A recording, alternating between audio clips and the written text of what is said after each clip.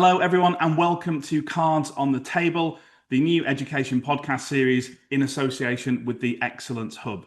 I'm absolutely delighted today to be joined by Sally Bolton to talk, amongst many things, menopause. Sally, great to have you here. Do you just want to tell our listeners what it is you do and who you are? Yes, thanks, Luke. My name's Sally Bolton. I'm a health and fitness coach, and I specialize in menopause health.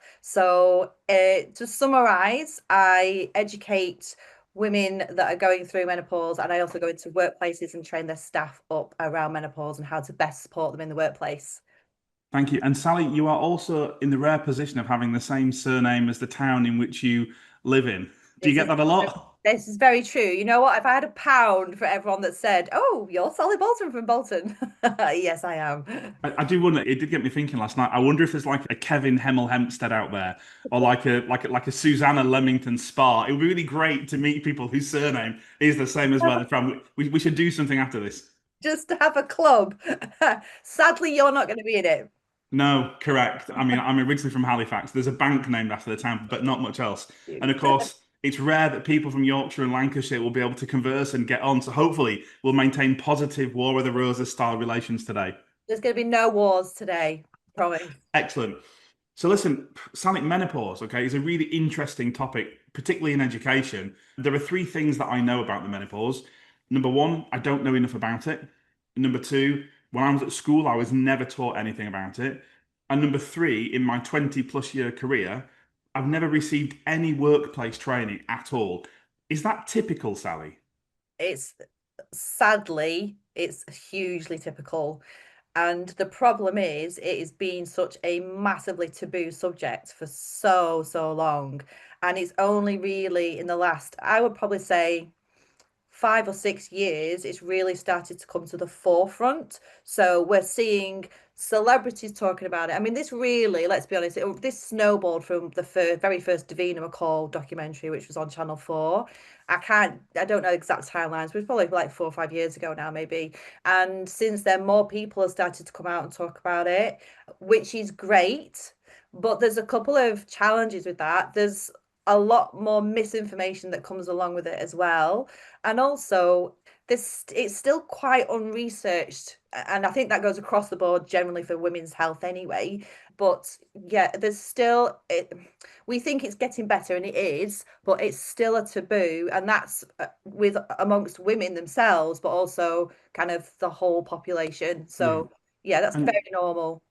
and Sally, why do you think in terms of workplace training? Because there's workplace training, CPD, and education in all sectors. Like CPD and training is probably £1 billion industry. Why do you think menopause is so overlooked in terms of training in the workplace? I think there's this lack of distinction between menopause and what it is and how it impacts someone, and then how that translates across to the workplace.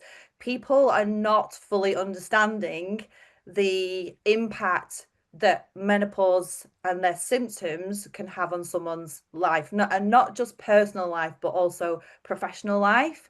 And I think that's one of the biggest challenges, that there's still an ignorance across the board, that like, why do we need to talk about menopause? It's just something that happens to an individual. It's just something they go through. Well, actually, if you really understood what it was and how it can impact someone, then you might have a better understanding as to how this can impact in the workplace, because you Yeah. can't distinguish between the two. You can't have someone switch a button and go, I'm going to go to work now and everything's going to be rosy, and then come home and switch it back off again, and then that doesn't make sense. So it definitely does impact the workplace. Right. So, Sally, let's start with, I guess, from the beginning. What is the menopause? How would you describe it? So, if we're going to talk clinically just for a second, the actual definition of menopause is when someone has gone for 12 consecutive months with no period. And then once you've reached that 12th consecutive month, that day is actually your menopause. So, menopause itself, and there's a lot of confusion around menopause. Menopause is a 1 day event. And then once you've hit that 12th month, that 1 day, you're then considered to be post-menopause for the rest of your life. So that's menopause. But of course, that's not the end of the story there, because there's a big part of it is the lead up to menopause, which is called perimenopause. And that is where a lot of people find that things are starting to change both physically and mentally, emotionally, cognitively. And that's due to the decline in hormones. Hormones are starting to go up and down quite chaotically. So the whole picture can last from, well, we do have to remember as well, menopause is not a one size fits all. It's very different for every single person, but there are averages. But the average age for menopause in the UK is 51. The average age for someone to reach perimenopause, which is of course the lead up to menopause, is 45.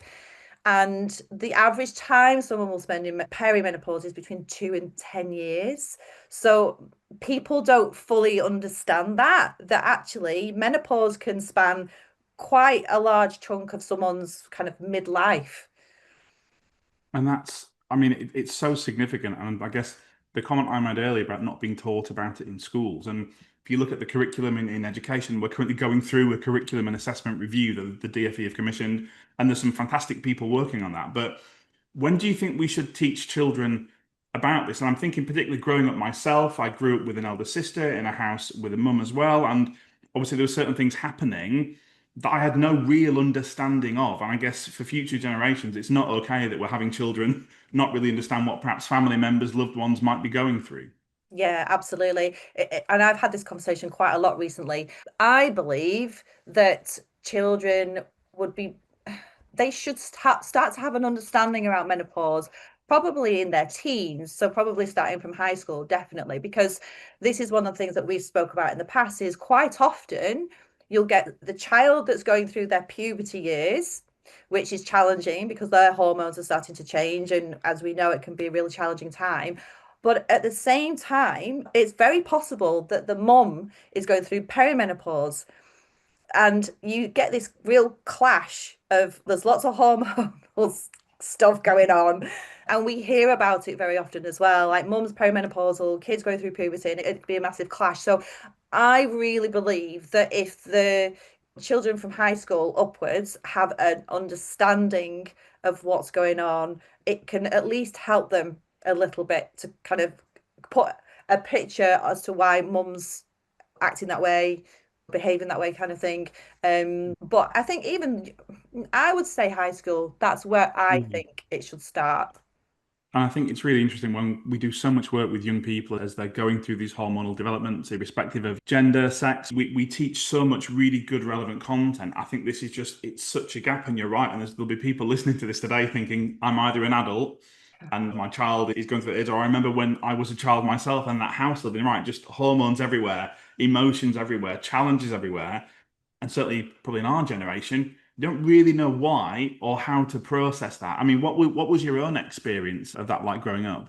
Yeah, it's really interesting because I had no idea up until I started to learn about menopause. So we're talking about 5 or 6 years ago now. And as I was learning about it, the penny started to drop. And I was thinking about my own situation with my mum.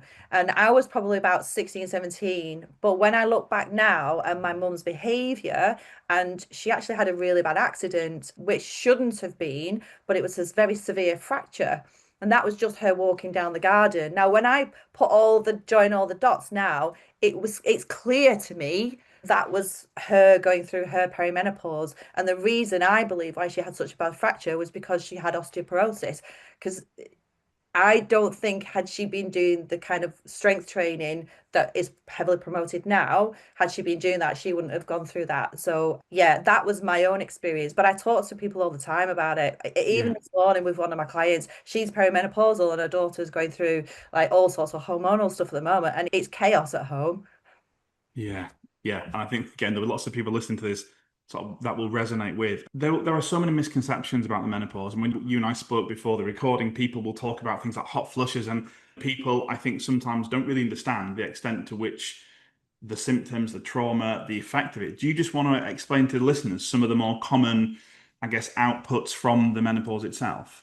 Yeah, and you're absolutely right. There are a lot of myths around menopause. Most people think, like you just said, oh, it's hot flashes and a few minor inconveniences. Well, actually, when you look at the research and the evidence, there's, again, it depends where you read, but there's anywhere between 34 and 48 symptoms directly related to Wow. menopause. And the reason why I say that so strongly is because a lot of these symptoms will be misdiagnosed and put down to other things. So that we split these up into physical symptoms and then psychological, emotional, cognitive symptoms. And within those, you can get umbrellas. So, well, let's talk about some of them though. So, some of the more common physical ones, we've got things like aches and pains, we have thinning of the hair. So, estrogen is a moisturizer and a lubricant in the body. So, when estrogen starts to decline, women can experience lots of dryness in different places, hair loss, dry eyes, dry mouth. Then we've got weight gain, which is a physical one, and 75% of women going through perimenopause will experience weight gain. Osteoporosis, which you've already mentioned, which is the fragility of the bone. So your bone strength actually starts to go and can cause fractures, breaks. And when you start digging a little bit deeper into each of these, you can see where there's lots of problems specifically for women. And then in terms of like the more cognitive ones, and again, we're just brushing over these, there's a lot to it. But some of the really common ones are things like brain fog. Now, again, affects 75% of women. And again, this is directly related to estrogen because estrogen is the master regulator of the brain. So it really impacts brain health. So when estrogen starts to decline and go through perimenopause, it can cause all sorts of issues. So lots of women will talk about brain fog. Along with that, it'll be like things like memory loss, it'll be forgetting names, forgetting dates, the inability to retain information, all sorts of things. And when that starts to happen, that can then spiral into other symptoms. So people start to panic that they can't do their jobs anymore. They have anxiety, they get problems sleeping. So it just spirals out of control. So, and that's just the tip of the iceberg, Luke. Yeah.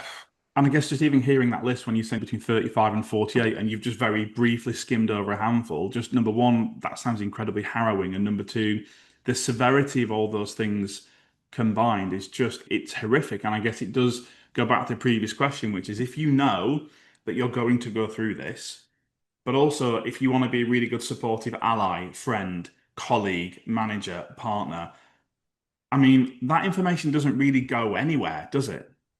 No, it really doesn't. And I think one of the biggest challenges as well here is there's still such a lack of education awareness amongst women, and they don't.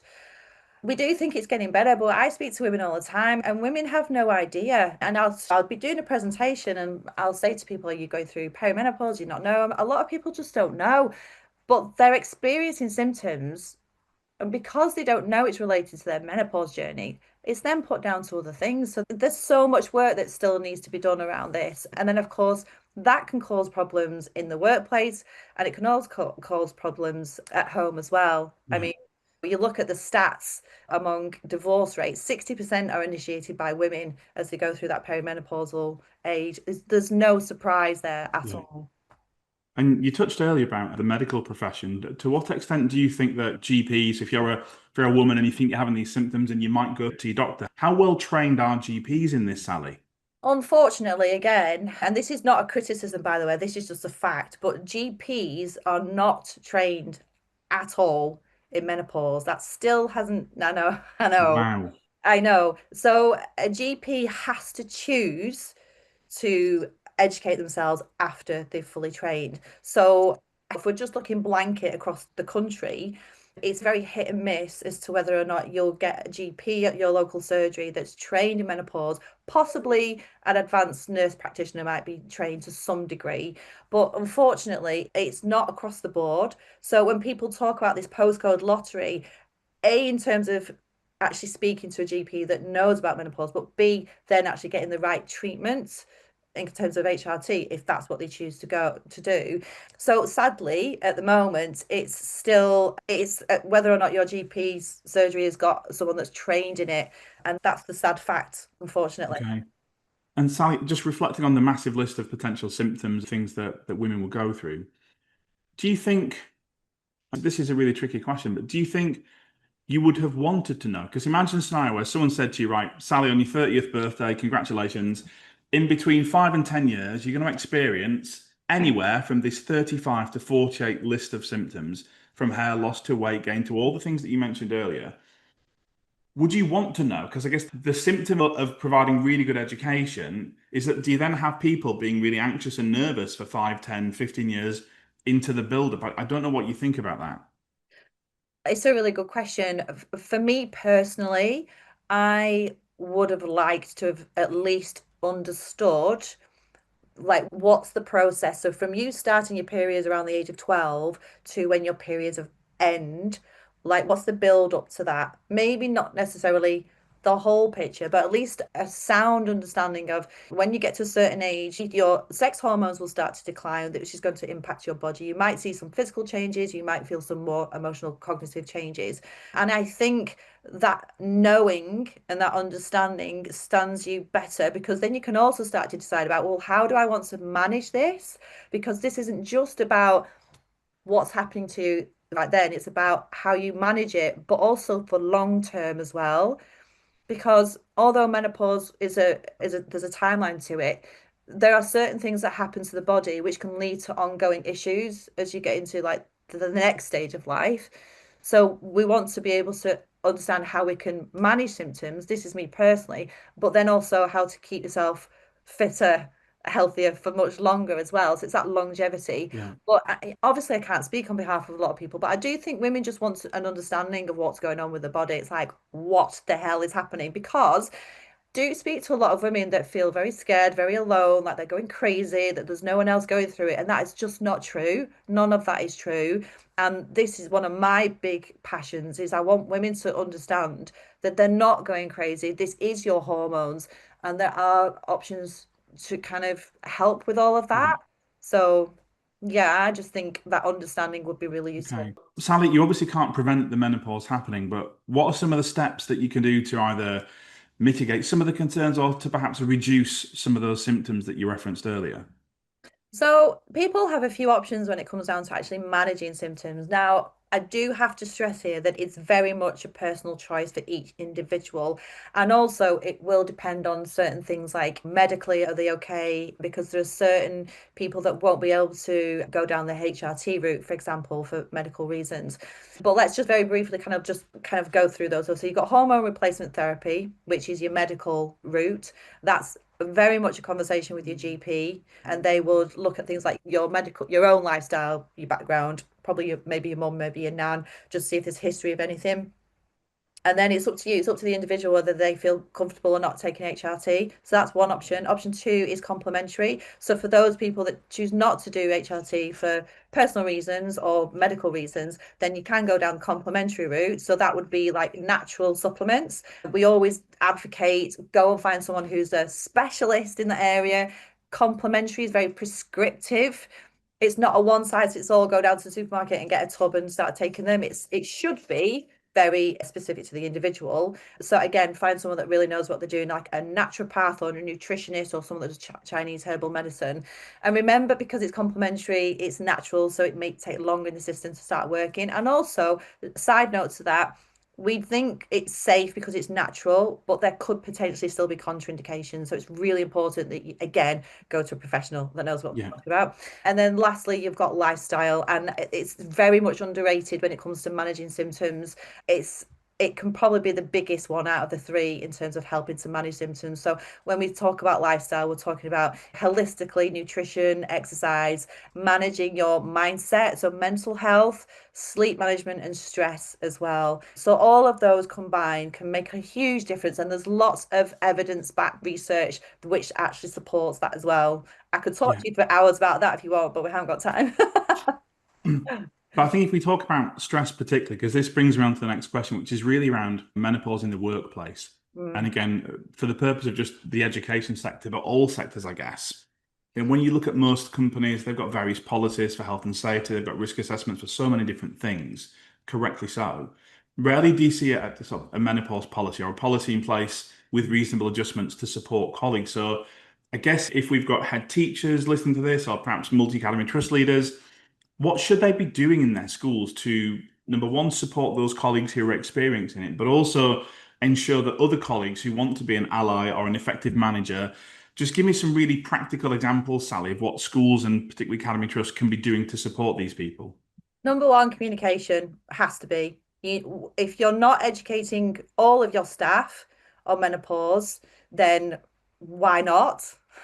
Because if it Yeah. isn't happening now, it will be happening at some point. So educate, communication, creating a culture where we can all talk about it like it's a normal subject and not a taboo subject, so that people feel that they can come forward if they're struggling, because that's part of the problem. People will keep stum and not say anything and struggle in silence, and that's when there's a possibility for them to just leave the job rather than actually speaking to someone and having that support. So that's also really key. But then putting in like reasonable workplace adjustments. That's why it's important to understand what menopause is, how it impacts people, then go, right, how can we support that around the business? So whether it's something like, I don't know, something as simple as having desk fans available or having toilet facilities close by, or I mean, I could list a few more, but those kind of things is putting things in place to Yeah. support staff.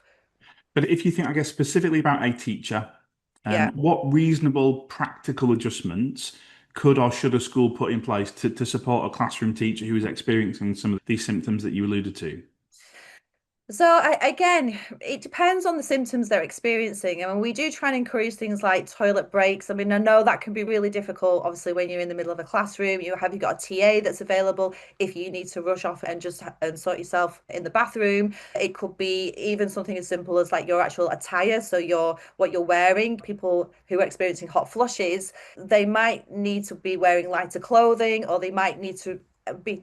Hot flushes can have a really powerful physiological impact on someone to the Mm. point where they're sweating so much and they have to go and change. So having those facilities available to them, water fountains close by, simple things, fans regulating the temperature as well, simple things. But again, it depends on what symptoms people are experiencing. But those, Yeah. off the top of my head, those are some of the common ones. And how can leaders and managers in any sector, I guess, be trained to support those colleagues? I mean, for example, if I had a colleague who I was overseeing and I thought she may or may not be experiencing menopause or perimenopausal symptoms, Sally, I'm not even sure how I would start that conversation. I feel quite anxious, frankly, about starting that conversation. What Yeah. can workplaces do to support managers and leaders to better support their colleagues?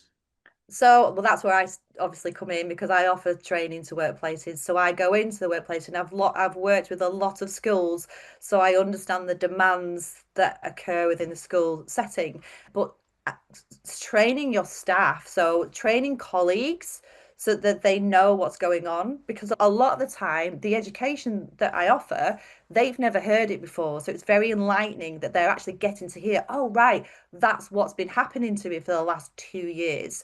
And then obviously with respect to the senior leaders, managers, it's important that they also understand whether you're male or female, but then how to approach, like you just said, how do we start to have those potentially kind of awkward conversations? How do I approach it? If I see one of my members of staff struggling and I'm not sure why, how do I approach that conversation? So it's getting them to a level where they actually go, actually, no, now I've done the training. Now I feel that I can go and have that supportive conversation Yeah. and be productive as well, so that everyone wins out of that situation.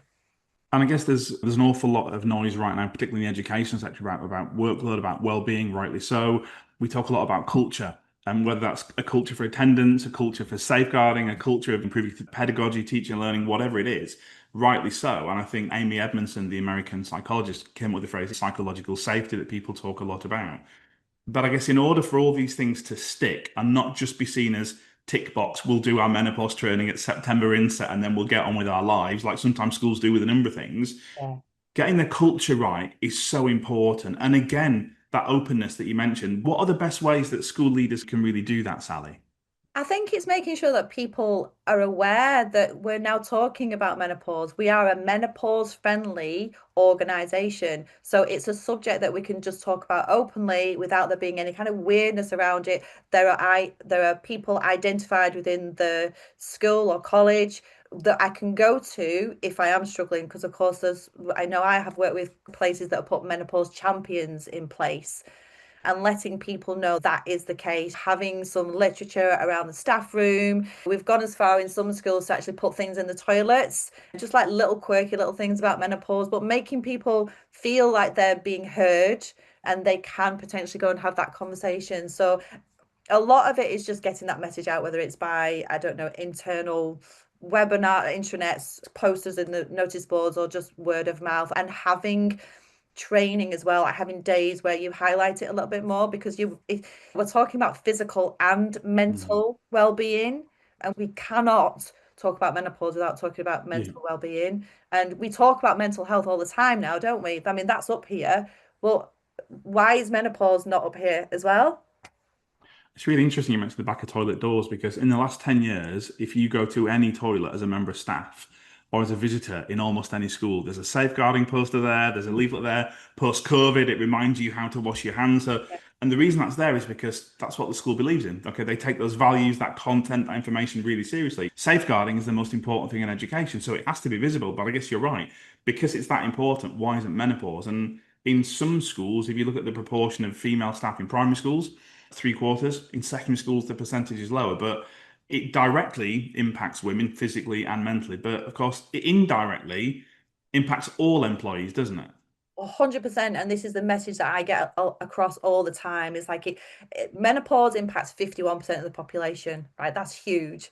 But it indirectly impacts 49% because you can't, at some point, you are going to come into contact with whether it's with your partner at home or whether it's with a colleague at work or obviously parents. So it's an all-inclusive subject, but we're still putting it in one little bracket. It's like, no, it's something that everyone needs to be aware about on some level. Yeah. So, do you think people just don't take it seriously enough? Yes, I would agree with that. And surprisingly, still a lot of women are, they'll joke about it.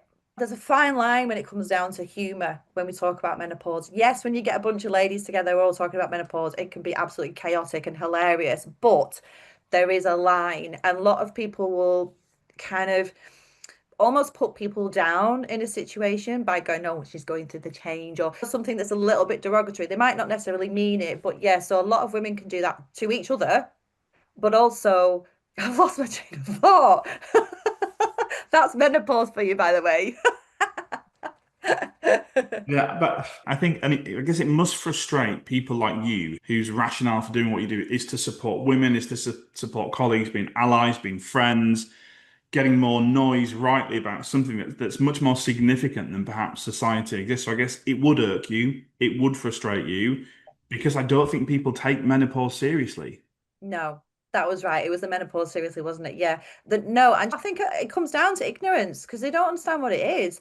If you knew, if you really understood what menopause was and how it could potentially impact someone, and that then directly impacts you, like so, say for example, you're with a partner and it starts impacting them. Because I've spoken to a lot of men that have gone, oh my God, when my wife or my partner started going through it, like I went through it as well. It's not until you get into that situation you start to fully understand. So otherwise, it's just like this. It's just this word, isn't it, that people go, ooh, because we're still scared about it. It still is taboo, even though it is better. And I think that's the problem. There's a lot of ignorance around it, and it can still be the butt of jokes as well. Oh, she's just going through the change. Oh, she's having one of her moments. She's having one of her hot flushes. Well, actually, that person might be really struggling with hot flushes, and it can be impacted in lots of different ways. So Yeah. we need to be very mindful of that. Yeah, and actually that going through one of those moments, as you said, could result in severe anxiety, memory loss, weight Correct. gain, Yeah. hair thinning, and all of those will affect your confidence, your ability to do your job. Yeah, no, and like I said to you earlier, it's a pretty harrowing thought, and it is just really saddening and frustrating that still in 2025, we've got a generation of children coming through, we've got a generation of women about to go through it. They don't know enough about it, they're ill prepared for it, and we don't know how to help and support. And I guess that's why I'm so grateful that people like you exist Yeah. to support not just schools, but other workplaces, other sectors. Yeah, definitely. And with that in mind, Luke, I mean, you just think about the sex education that we do with kids. Like, why do we do that? We do that to prepare them, don't we? So why are we not doing that with women Yeah. as they start to go through? I mean, because when you look at the statistics, women in as early as like their early 30s can start perimenopause. And that's very eye-opening for a lot of people because there's this idea that menopause, oh, it's just 50s and a plus, and it's just a few hot flushes and this, that, and the other. Well, actually, that couldn't be further from the truth. Have a big percentage, it's 10 to 15% of the population will go through an early menopause between 40 and 45, which means that they're going to be going through perimenopause in their 30s. And perimenopause by kind of stats is the most challenging part. So if you're someone in their 30s, that start to experiencing symptoms and doesn't know what it is, hardly anyone's going to say, oh, it could be your perimenopause because of the lack of education amongst GPs. Yeah. So they're struggling and no, and I've spoken to lots of women this has actually impacted and it can cause chaos in their lives because they suddenly starting to see changes, feel changes, and no one's helping them. No one's helping them, but it's really impacting their lives.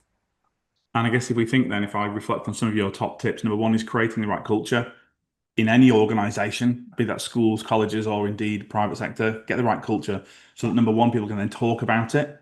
Yeah. Number two, have really good policies in place with reasonable adjustments for colleagues.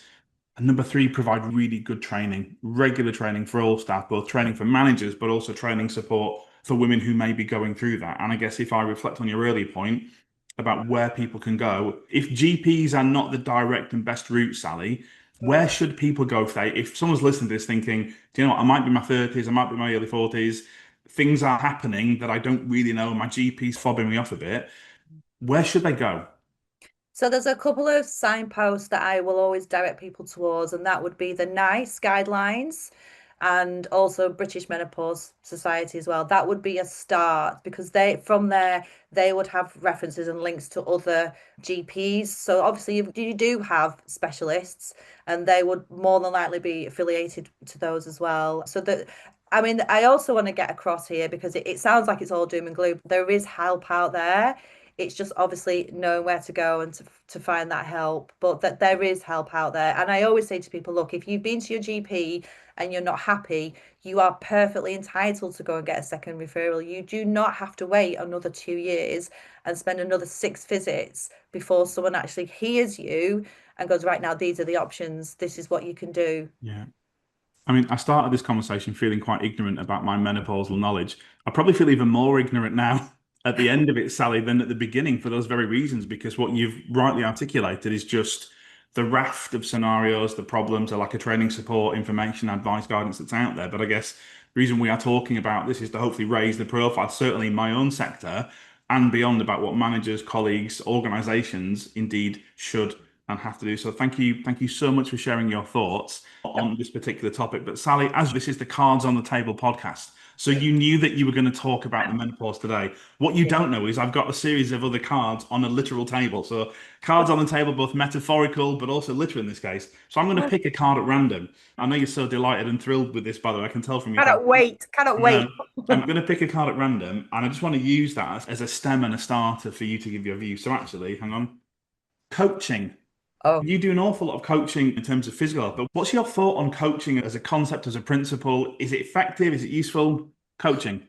yeah, this is such a big question because I've been doing coaching for 16 years and I've seen the ups and downs that come with coaching. Generally, like broader statement, I think coaching can be incredible and not just the type of coaching I do, but like you've got business coaching, you've got all sorts of coaching, haven't you? But in terms of what I do, very humbly, it really kind of makes you realize that how complicated human beings really are. And yeah, to be a good coach, you've got to have certain skills, and there's a lot more to it than people think. And it's a little bit of a trendy word, isn't it, nowadays? Oh, Mm, my coach, my coach. And there's coaches, but then there's coaches. And the thing that you have to remember when you're doing any kind of coaching is you have to have the ability to put yourself in the other person's shoes and wipe away all of your own values, beliefs, stories, and really fully get to understand what's going on in the other person's world because and we all do it whether we're coaches or not, but there's lots of judgment, there's lots of assumptions, and you got to put all of that aside if you want to be a really good coach and get into the head of the other person and understand what their stuff is. Because we, as yeah, adults, we all come with stories, trauma, beliefs, values, and that shapes the person's identity, which then shapes their actions and behaviors. And when you're coaching someone, oftentimes it's shining a light on those things that they don't know that they don't know. So all their blind spots. And look, it's an incredible job, but it can also be really Mm, challenging and a little bit frustrating at times. I'm not going to lie. I'm not going to lie because it yeah, can be really frustrating because human beings are, there's so much coding going on and it's unraveling all of that and trying to yeah. kind of put it all back together again so that they can move forward. But What do you what do you think makes a bad coach? You've outlined some of the characteristics that you need because at the moment I use LinkedIn an awful lot, and to the point where if you're watching this, you're probably sick of the sight of my face and my voice and everything else. But I use LinkedIn an awful lot. But I feel like there's so many people now who I'm a leadership coach, I'm a leadership coach, I'm a leadership coach, I'm a leadership coach, and I'm thinking, firstly, there's now an army, there's millions of these people, yeah. and secondly, I'm always a little bit skeptical if the person hasn't done the thing that they're coaching about. Now, that might be completely wrong, but what's your view on that? See, well, I'm going to talk about myself now, my industry, because I personally, now these are my own values, I think it's important for me as a coach to practice what I preach. So I understand, what I'm about to support somebody else and take them on a journey with. It's not just something I've read in a book or I've watched on a podcast. It's like, no, I've lived it. Therefore, I've got the experience and also the empathy. So if they're feeling a certain way, it's like I can empathize with that situation. Now, that might not translate across all different sectors of coaching, but certainly with what I do, I think that's really important. Yeah, Still practice what I preach. And does that answer the question? he does, but I then contradicted myself and interrupted. So, Sally, what makes a bad coach? That's right. What makes a bad coach? I better be careful when I say this now. I think bad coaches would have traits like not fully listening to the person that's in front of them that they're about to coach. Like I said at the start, it's putting their own ideas and thoughts and behaviors onto them and not fully listening to the other person, making lots of assumptions, making lots of judgments, and telling them what to do. Coaching is not about telling somebody what to do, it's about bringing the best out of someone and finding ways which work for them so that they can move forward. Yeah, It's not, I mean, I always say to my clients, like, I'm not here to tell you what to do. I'm here to find out what your challenges are. And then with my knowledge, wisdom, and experience, I can say, right, we've got these options that we can look at. Which one feels right to you? And then we'll take that option first. And then it's guiding them through that and giving them that motivation. And it rather than going, you just got to do this. I yeah, want you to do X, Y, and Z and come back next week and tell me how you got on. Because if there's 1% of resistance in what you're telling them what to do, what do you think is going to happen? yeah, They're never going to do it. So that to me is not good coaching. But if you say to them, right, what are your biggest challenges right now? And they'll say, well, I've got really poor sleep. Life's really hectic. I've got two kids, blah, blah, blah. And it's like, okay, so let's have a look at one area and say, right, what things can we do around that area, around your sleep, which we can help improve it? And then let's tell me a little bit about your sleep routine. What does it look like at the moment? So then we dig a little bit deeper and I'll go, okay, so how about, and it's always about, do you think there's a possibility that you could do X? So then you're putting the ownership back onto them and I always think if it's not a 9 out of 10 or a 10 out of 10, then we're not quite there. So let's dial it back a little bit. mm, And it's just finding that one thing which they go, yeah, that's what I want to work on. That's what I want to focus on. And then push them forward with that. And then it's working on the next thing. So it's kind of weaving things in as they're being yeah. pushed forward. But And never I, say to someone, you need to do this. Because if there's an element of resistance, you forget it. But that's also not coaching, is it? And I think far too often it's you need to do it this way. Often it's because that's how I did it. Yeah. And I guess this is the difference between those people who practice active listening and those who just then wait for their turn to speak. So what you see some coaches do is absorb. I've already got my pre-planned response because I knew before I came in I was going to say, well, when I was in your position, I did X, Y, Z. So I've been listening to you, but actually I haven't listened to you. I'm just waiting for my turn to talk. You must experience that a lot as well. 100%. And that's what I mean. There are coaches and there are coaches. So you're right. Active listening is so, so important. Do not ever make any assumptions about that person and listen to what they're saying because, you know, also something that I learned a long time ago was body language. I can't remember what's the saying now about 70% of what they're telling you comes from their body language. I can't remember what the stats are now, but you can tell an awful lot by someone's body Yeah. language. So reading them as well as listening to what they're saying, right, read them because what might be coming out of here might not actually be going on. And Sally, then what do you think about? I mean, this is a prime example today. Certainly post-COVID, so many things are now remote, and it's much harder to pick up on non-verbal cues. Like right now, you can't see if I'm tapping my feet nervous, what my hands are doing. Yeah. You've just got the head and shoulders. Do you think that actually we've lost the ability sometimes to really read posture and read body language because most people now find themselves in this head and shoulders window? Yeah, it definitely makes it a lot more challenging. It really does. And I think that's what a big part of coaching is. I used to sit down in the cafe at my old gym years ago, and I used to watch my clients walking in before they'd even see me because I can tell by the way that they're walking in how they're feeling on that particular day. Now that's just reading their body language. And like you say, you don't get that opportunity through a screen. So yes, I think it's still possible, absolutely. But I think you don't have the luxury of having all those extra cues and signs of someone that Yeah. if you're with them in person. Sally, thank you. I'm going to pick another random card. We've Oh, probably got time for one more. Hang on. I make it hope a this good was, one, Luke. I hope this was a good one. I don't know if this is a really good one or a really bad one. Um, Death row meal. Now, this is a question I get asked regularly, probably because people look at me and can tell I like food, but I'm looking at you, you've described your healthy lifestyle, your gym, your training. So I imagine like if a French fry came anywhere near you, you'd probably swat it aside and instantly do 10 burpees or something. But Sally, imagine you find yourself on death row, presumably because you battered someone to death because they didn't do menopause training properly and they didn't support colleagues. What's the last meal you're gonna eat? I'm really intrigued now. All right, so are we going three courses or is it like starter, main, You're dessert? really posh, aren't you? For me, it would have just been like, yeah, but let's go 3 courses. Let's do it.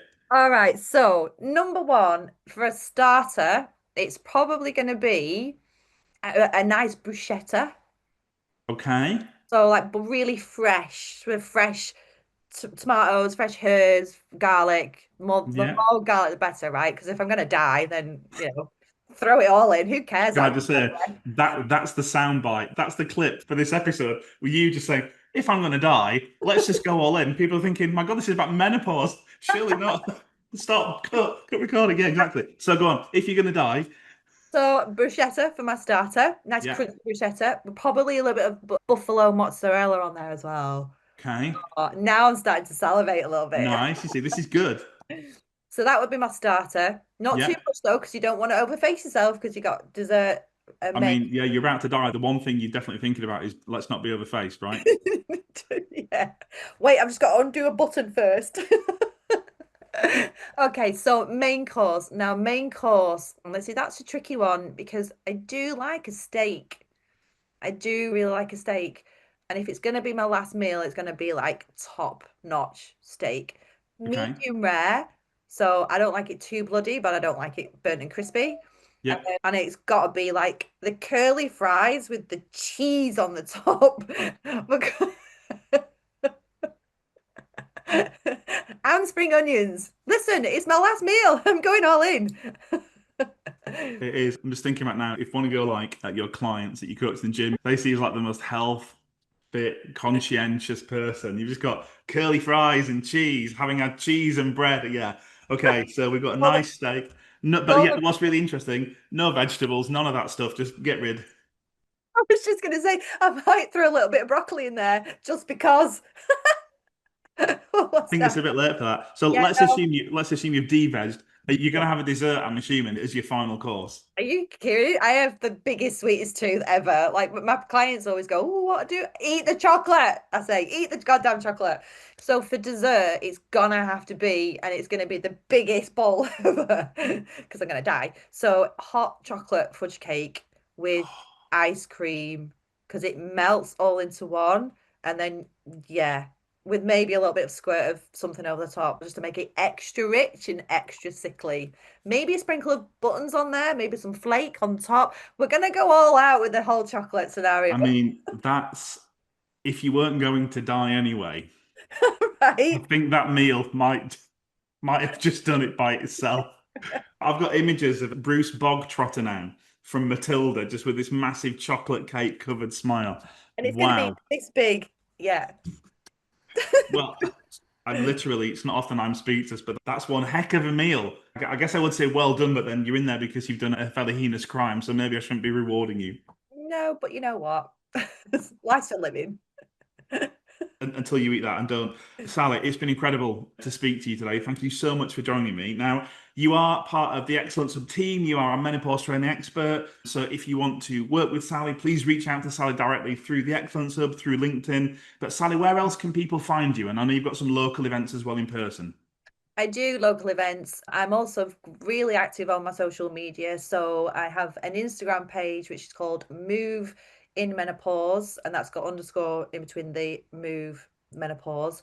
I'm also on Facebook under the same name, and I'm obviously on LinkedIn as well. And I do have my own website, which is sbwellbeing.co.uk, and all my information about what I offer, including the workplace stuff, is also on there as well. So you can catch me through there. Amazing. Sally, thank you so much for joining us on this very special and very exciting and very chocolate-filled edition of Cards on the Table. Thank you so much. Thanks, Luke.